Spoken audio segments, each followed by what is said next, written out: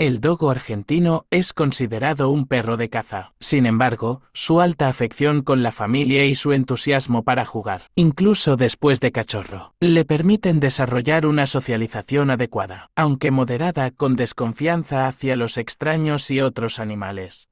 Es grande, poderoso y atlético, desarrollado para encontrar, perseguir y atrapar animales peligrosos. El dogo tiene un buen olfato, marcada por su valentía y su naturaleza protectora. Su expresión es alerta, con una marcada dureza,